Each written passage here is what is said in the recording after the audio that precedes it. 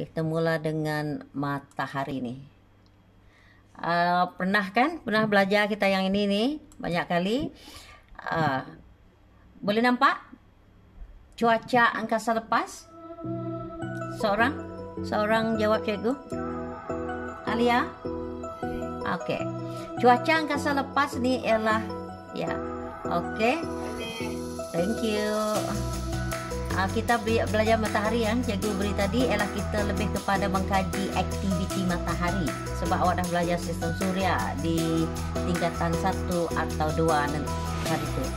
Kemudian untuk matahari beginilah keadaannya, dia ni bentuk dia berbola tetapi terdiri daripada gas dan gas yang terbakar.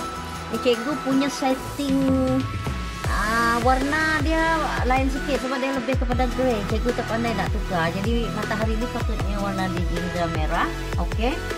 Ia merupakan bola gas yang berbara sedang terbakar. Ia terdiri pada 2 jenis gas, iaitu gas helium dan gas hidrogen. Dan kalau kita mengkaji struktur matahari ni ada tengah, dipanggil thrust.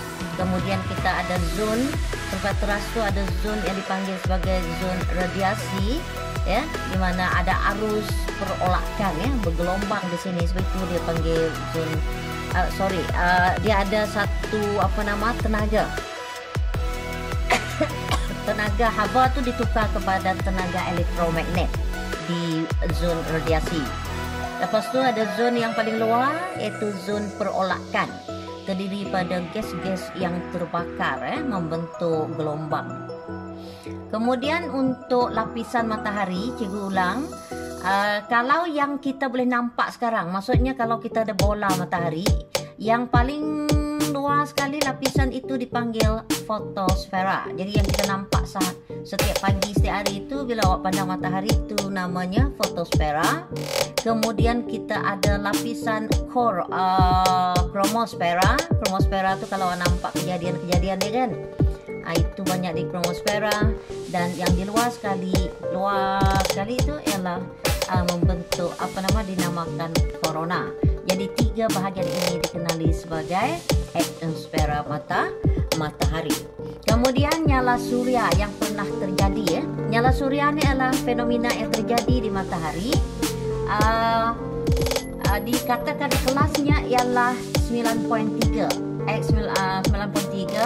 yang berlaku di matahari pada tahun 2017 September pada 8 pagi. Okey, pada hari itu ialah lentingan jisim corona telah menyebabkan gangguan telekomunikasi, sistem navigasi dan juga talian kuasa elektrik sehingga lebih kurang 1 jam. Jadi dia memberi kesan nyala suria ini menyebabkan terjadinya lentingan corona. Corona tu macam terbonjol keluar, dan ia mengganggu beberapa sistem yang ada di bumi. Okey, itu nyala suria. Kemudian kalau matahari itu sendiri, gambar kalau kita lihat kan, dia memang tak rata. Dia memang tak rata, bentuk butir-butir yang dipanggil sebagai granul. Granul itu adalah terdiri daripada gas yang sedang terbakar. Tapi bila kita lihat dengan menggunakan mikroskop teleskop, kita dapati bahawa ia macam skrin TV yang kalau dia keluar butir-butiran tu kan, itu granul namanya. Dan permukaan bumi ini dipenuhi dengan granul atau gas yang sedang terbakar, namanya granul. Kemudian tumpuk matahari adalah kejadian kejadian di mana permukaan matahari itu ialah gelap, sebab kawasan itu ialah banyak magnet. Jadi haba tidak bergerak ke situ, tidak mengalir ke situ sebab ditolak oleh medan magnet. Kemudian kita ada sistem suria di mana kejadian dalam satu matahari itu dia berubah-ubah dari 1 tahun ke 1 tahun, dikatakan kitaran suria. Kemudian ada 11 tahun dia terjadi untuk kitaran suria ni. Dia punya kata keywords dia terjadi 11 tahun. Maksudnya tahun ini kita nampak tumpuk matahari begini, tapi tahun depan bentuk dia lain. Daripada satu dipanggil sebagai yang kita garis bumi. Kemudian kita ada nyala surya, yaitu bahan yang tersembur keluar dan terbebas ke angkasa. Lentingan jisim corona tu ialah tadi yang cikgu bincang tentang bila terjadi aktiviti ini di matahari itu begitu cerdas, maka corona, lapisan yang paling luar atmosfera matahari itu akan melenting membentuk satu unjuran ya. Kemudian akhir sekali ialah bila nyala surya terbebas, dia akan menghasilkan angin surya. Dan angin surya ini yang mungkin kalau dilepaskan dan sampai di bumi, dia akan mendatangkan masalah pada bumi. Ini granul yang cikgu terangkan tadi, permukaan matahari memang dia terdiri pada kepulan-kepulan gas yang sedang terbakar yang kita nampak bulat daripada bumi. Jadi di mana? Fotosfera dalam atmosfera matahari terdiri daripada granul. Jadi ini adalah permukaan fotosfera, yaitu bola matahari itu sendiri. Yang paling luar foto kan di zon perolakan menghasilkan gelombang-gelombang panas tenaga haba. Lepas tu barulah ada fotosfera. Fotosfera itu apa wajahnya? Berbentuk granul. Itu dia bentuk granul. The granul adalah atas zon perolakan bagi plasma yang sangat panas dengan suhu dia ialah 5800. Diameter purata bagi granul, butiran-butiran itu sampai 1000 km sebab matahari ini sangat besar. Kemudian terjadi kejadian yang awak nampak di sini, di gelap. Warna ni menunjukkan tumpuk matahari. So apa dia tumpuk matahari? Dia punya keyword tu kawasan gelap. Apalagi yang ada merupakan suhu yang paling rendah. Kemudian yang merupakan lokasi berlakunya dia kata letusan besar. Fenomena tumpuk matahari selalunya wujud secara berpasangan atau berkumpulan. Jadi kalau kita lihat ini adalah tumpuk matahari, tetapi pada tahun yang berlainan, rupanya tumpuk matahari ini bila kita lihat daripada bumi, bentuk dia seperti berubah dari segi kedudukannya. Ini khatulistiwa. Kita nampak contohnya pada tahun 1870 sikit kabur saja kan. Tapi bila tahun 2020 last year didapati tumpuk matahari yang kelihatan dari bumi begini. Jadi perubahan ini mengambil masa 11 tahun. So, keywords untuk kitaran surya berapa tahun? Kitaran surya itu ialah 11 tahun. Apa yang awak faham? Bahawa gambar tumpuk matahari yang kita pandang daripada bumi ini berubah-ubah daripada ini dipanggil garisan bumi ini. Garisan khatulistiwa, utara, selatan. Ini dia 11 tahun sebagai kitaran surya. Kemudian kita ada semarak surya yang kita istilahkan. Semarak surya kalau awak nampak ni ada kan, dia melengkung, dia dibebaskan, kemudian dia melengkung balik, dia tersembur keluar. Jadi apa yang tersembur ni? Ke matahari tadi laju melengkung. Semarak surya dapat mencapai ketinggian beratus ribu kilometer. Beratus ribu tu kalau kita pergi Miri itu berapa ratus saja kilometernya. Semarak surya yang sangat kuat boleh melempar jasad dari matahari ke angkasa lepas pada kelajuan. Itu maksudnya ialah gas itu dibebaskan. Gas yang sedang terbakar membentuk prominence atau semarak surya. Nyala surya pula ialah tarifan dia. Kalau awak lihat kepada nyala surya ni berbentuk lajur, terdiri pada gas bercas. Tadi gas bercas. Kalau tadi gas terbakar, prominence gas terbakar. Di gas bercas meletus keluar daripada matahari di keluar daripada permukaan fotosfera. Jadi nyalaan surya letusan gas yang kuat dan hebat. Gas itu meletup tapi bercas. Nyalaan surya mencapai tahap kecerahan maksimum. Dia sangat cerah bila terjadinya nyala surya, atau beberapa saat, beberapa minit atau beberapa jam, dan nyala surya menyemburkan zarah gas. Tadi gas bercas, ini zarah yang tersembur, yang akan menghasilkan zarah-zarah yang boleh mengganggu sistem di bumi. Cahaya dari nyala surya yang berkelajuan cahaya mengambil masa 8 minit untuk sampai ke bumi, manakala zarah gas yang bercas mengambil masa beberapa puluh minit. Jadi itulah dia bagaimana penerangan tentang nyala surya. Dan akibat daripada penghasilan cas-cas daripada nyala surya itu, zarah gas yang bercas ini sering bertindak balas dengan atom di bumi. Sebab bumi pun ada atom dia kan, ada cas dia. Jadi lalu menghasilkan satu bentuk cahaya yang sangat cantik yang dipanggil sebagai apa nama kejadian itu, aurora. Tidak ada di sini tapi namanya aurora yang menghasilkan warna indah. Berlaku di mana? Di ruang udara sekitar kutub bumi. Kita ada kutub utara, ada kutub bumi. Di khatulistiwa di Malaysia ni kita terletak bawah sikit daripada garisan khatulistiwa ni, tak nampak. Langit kita tidak nampak ini. Hanya di kutub utara dan selatan. Okey, lentingan jisim corona. Tadi cikgu ada terang, lentingan jisim corona ni kita nampak corona ni merupakan lapisan atmosfera bumi matahari yang paling luar kan. Tetapi ada ketika di mana dia melenting, dia tersembur seakan-akan bentuk dia seperti yang cikgu gerakkan mouse ni. Terdiri daripada plasma meletus, iaitu granul-granul daripada permukaan matahari tadi dia meletus. Granul tadi ialah gas yang terbakar meletus kan. Kerap berlaku bersama dengan nyala surya yang besar dan kuat. Jadi berlaku nyala surya, maka terjadilah lentingan corona di matahari. Lentingan jisim corona ialah letusan zarah gas yang bermagnet. Tadi zarah bercas. Sekarang ni bila sebut tentang lentingan corona ialah zarah gas bermagnet. Ada catatkan ke supaya awak tak keliru?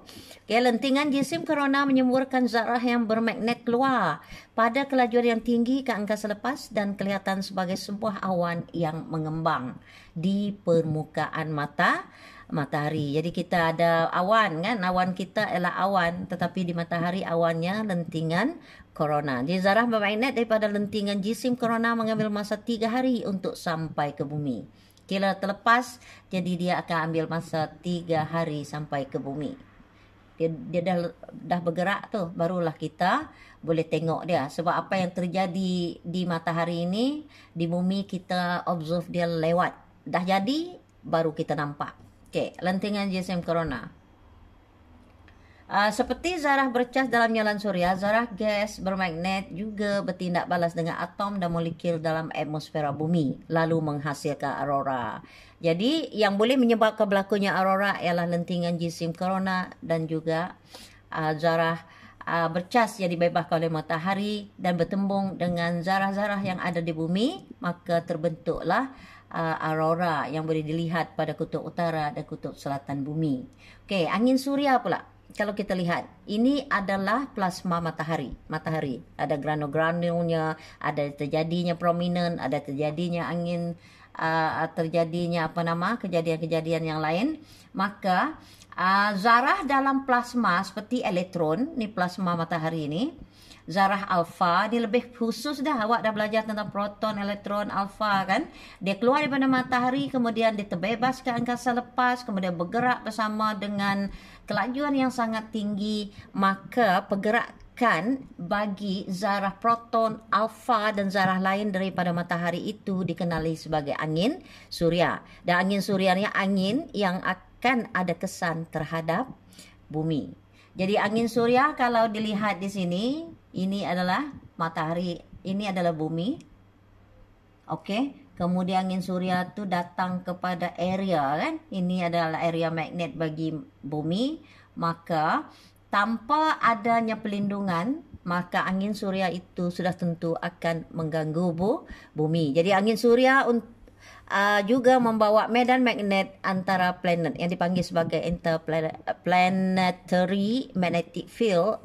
Okey, kelajuan angin surya ialah supersonik dengan nilai 250 km per saat. Kalau kapal terbang pilot dia pandu berapa?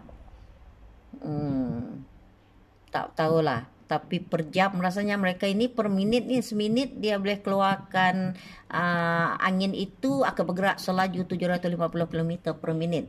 Kalau pilot, kalau dia bawa dia punya flight tu ialah 750 km per jam. Kemudian dia landing, dia slowkan dan kita pun rasa sangat laju kan. Namun begitu, kelajuan suhu dan ketumpatan angin suria berubah-ubah dalam perlintasan gerakannya. Oleh kerana angkasa lepas kita ini juga ada kata jarak, ada cas dan sebagainya, maka angin suria ni sebenarnya dia akan berubah daripada jumlah ia dikeluarkan oleh matahari, dan apabila sampai ke bumi itu ada perubahan. Kemudian satu lagi istilah magnetosfera bumi. Bumi kita ada magnet kan?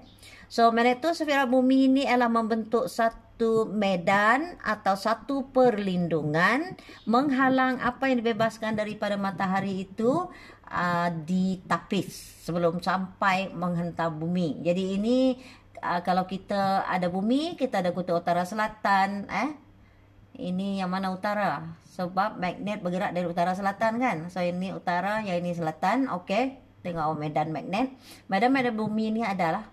So bila pertembungan ada magnet daripada matahari, ada cas daripada matahari, maka medan magnet ini seperti sarung. Sarung apa? Definisinya ialah magnetosfera bumi didefinisikan sebagai ruang dalam angkasa lepas yang meliputi bumi. Okay? Dia macam baju tu kan, jaket. Dalam magnetosfera bumi ialah gabungan antara medan magnet bumi sebagai medan magnet utama. Okay, ini medan bumi dengan medan magnet dalam ruang angkasa. Jadi ruang angkasa kita ni pun ada magnet. Yang membentuk magnetosfera adalah terdiri pada dua medan magnet. Yang utama ialah bumi, yang kedua datang daripada angkasa lepas. Jadi perlindungan ini memberi perlindungan kepada bumi. Bagaimana pembentukan magnetosfera bumi? Terbentuk daripada interaksi antara medan apa tadi? Medan bumi, magnet bumi, dan juga dibawa oleh angin suria. Jadi dia membentuk satu apa? Dia kata oleh sebab bilangan dan tenaga dalam zarah yang dibawa oleh angin suria berubah-ubah, bentuk magnetosfera juga turut berubah. Okey, di bumi. Jadi bila angin suria bergerak, medan magnet dari medan suria itu akan membentuk satu lapisan. Ini bentuk dia. Jadi kalau nampak macam ni medan magnet bumi. Tapi bila angin suria membawa juga medan magnet, maka pertembungan itu dia akan berinteraksi antara dua medan magnet. Kemudian penting tak? Ya. Kepentingan magnetosfera adalah untuk melindungi, melindungi apa? Bumi daripada kesan buruk yang disebabkan oleh zarah yang berbahaya daripada matahari atau jasad lain dalam alam semesta. Alam semesta kan banyak, ada bintang yang meletup, ada bintang yang mati dan sebagainya. Okey, kepentingan magnetosfera yang lain ialah berfungsi sebagai sekatan biologi yang melindungi hidupan di bumi daripada kesan buruk yang disebabkan oleh angin suria. Kemudian magnetosfera juga menghalang zarah bercas seperti elektron, proton, zarah alfa dalam angin suria untuk sampai ke bumi. Jadi bilangan zarah bercas ini berlebihan dalam atmosfera. Bumi akan mengganggu telekomunikasi